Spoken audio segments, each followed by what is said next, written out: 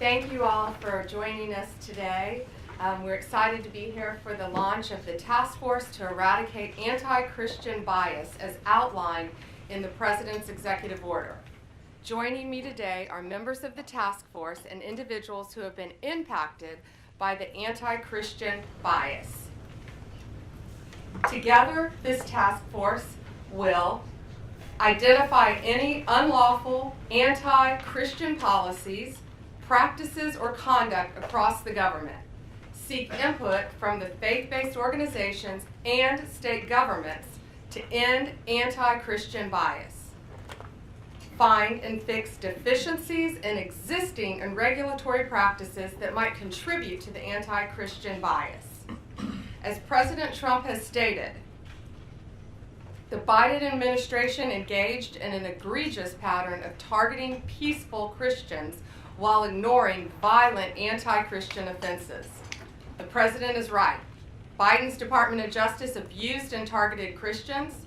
Pro-life Christians were arrested and imprisoned for peacefully praying outside abortion clinics.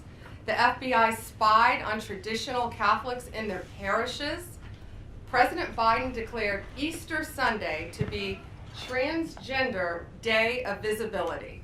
No longer. Vandalism against churches was 8 times higher in 2023 than it was in 2018. And it's at President Trump's directive, we ended those abuses at the Department of Justice on day one. We dropped 3 ongoing cases against pro-lifers and redefined the FACE Act to ensure that abuse would not continue and that American tax dollars were not used to support the weaponization of our legal system to target Christians. Just a few weeks ago, we convicted a man in Arizona for a plot to bomb Christian churches. The Department of Justice will protect religious liberty for Christians and for all Americans. We'll work closely with everyone around this table and take a whole of government approach to solving this problem and ultimately protect Americans' First Amendment rights. The First Amendment isn't just a line in the Constitution, it's the cornerstone of our American liberty. It guarantees every citizen the right to speak freely, worship freely, and live according to their conscience without government interference. Protecting Christians from bias is not favoritism, it's upholding the rule of law and fulfilling the constitutional promise. Thank you to President Trump. We have an incredible opportunity, all of us around this table, to protect the rights of all citizens from discrimination based on their religious beliefs. And thank you all for being here based on this executive order, and I look forward to doing great work together. Now, Deputy Attorney General Todd Blanche has a few words. Good afternoon, everybody.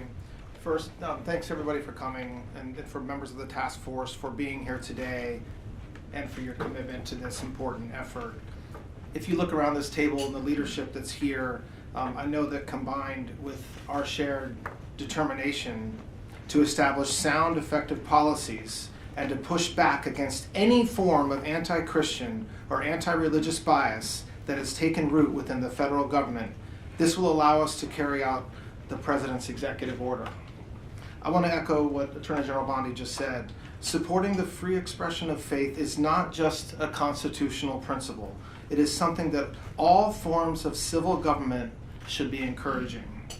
At its core, the executive order we're here to talk about today affirms a fundamental truth. Every individual has the freedom to choose their religious faith. And once made, that choice should never be subject to discrimination or bias from our government. Now, unfortunately, over the past several years, we've seen troubling signs to the contrary. We have witnessed actions that suggest an underlying bias against people of faith, particularly Christians. This task force was created to make sure this never happens again in America. We will investigate what went wrong, uncover facts, and ultimately chart a path forward. So today, we're going to hear from individuals who will share their personal stories that reflect broader trends and challenges from the Biden administration's policies.